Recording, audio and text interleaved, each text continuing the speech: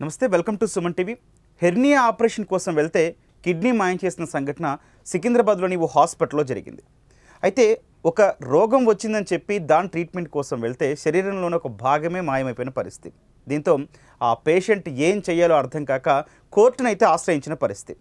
అయితే ఇటువంటి సందర్భంలో పేషెంట్ కావచ్చు, లేకపోతే కక్షిదారు కావచ్చు, ఇతను ఎటువంటి రైట్స్ ఉంటాయి, హాస్పిటల్ మీద ఎట్లా ఫైట్ చేయాల్సి వస్తుంది? ఎందుకంటే చాలా సందర్భాల్లో సామాన్యులు ఇటు చూస్తేనేమో పెద్ద పెద్ద హాస్పిటల్స్ ఉంటూ ఉంటాయి. సో ఇట్లాంటి టైంలో ఎట్లా ఫైట్ చేయాలి, ఎటువంటి ఏ సెక్షన్ల కింద కేసు వాళ్ళు కోర్టులో ఫైల్ చేసే అవకాశం ఉంటుంది? వీటిపై మాట్లాడదాం.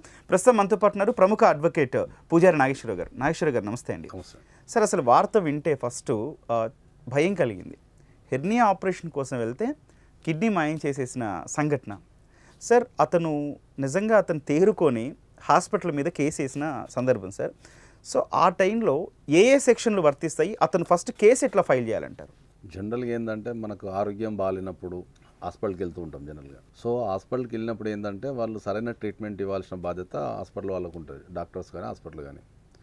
ట్రీట్మెంట్లో ఏ లోపం వచ్చినా, అంటే ఒక ప్రొసీజర్ ప్రకారం చేయకున్నా, నెగ్లిజెన్సీ వహించినా, చేయాల్సిన ఇప్పుడు జనరల్గా మనకు కుడి కన్ను ఆపరేషన్ చేయడం కన్ను, లేకపోతే కడుపులో కత్తెర వదిలిపెట్టడం, లేకపోతే చేసినప్పుడు హైజీనిక్ లేకున్నా, తర్వాత ఆపరేషన్ అయిన తర్వాత వాళ్ళకు సరైన ప్రాసెస్ చెప్పకుండా, సరైన మెడికేషన్ రాయకున్నా, తర్వాత అన్నెసెసరీ టెస్టులు కూడా రాసిన, అన్నెసెసరీ టెస్టులు రాసినా కూడా ఇదంతా మెడికల్ నెగ్లిజెన్స్ కిందకి. కానీ చాలా కామన్ అయిపోయింది కదా సార్ అన్నెసరీ టెస్టులు అంటే.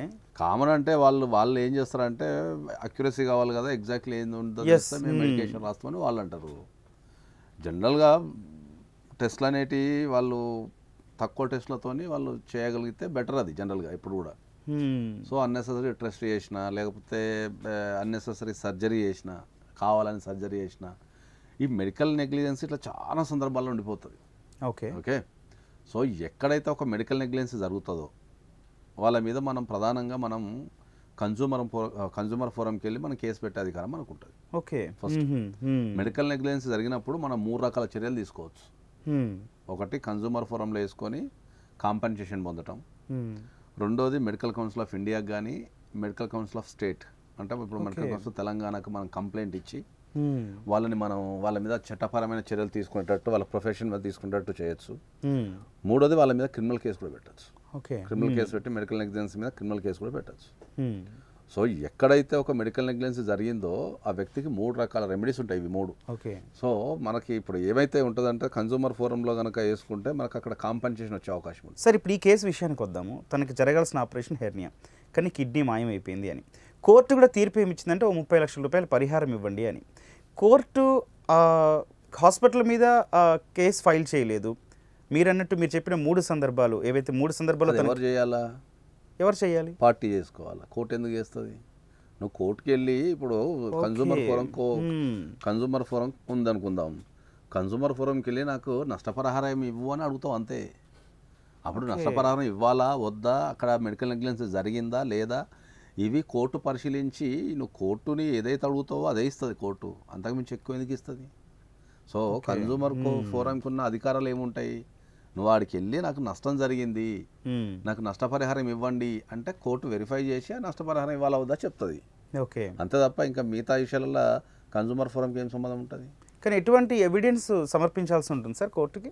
జనరల్గా ఎప్పుడైనా కూడా ఇప్పుడు ఒక ట్రీట్మెంట్ జరిగింది అంటే ప్రతిదీ డాక్యుమెంటేషన్ మీదే జరుగుతుంది కదా. డాక్యుమెంటేషన్ ఉంటుంది, వాళ్ళ కేస్ షీట్ ఉంటుంది, కేస్ షీట్లో మొత్తం రాయబడి ఉంటాయి.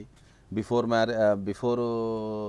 పేషెంట్కి హాస్పిటల్లో చేరేటప్పుడు కండిషన్స్ ఏమున్నాయి, ట్రీట్మెంట్ జరుగుతుంటే కండిషన్స్ ఏమున్నాయి, ట్రీట్మెంట్ తర్వాత కండిషన్స్ ఏమున్నాయి అన్ని రికార్డ్ చేయబడతాయి కదా కంపల్సరీ.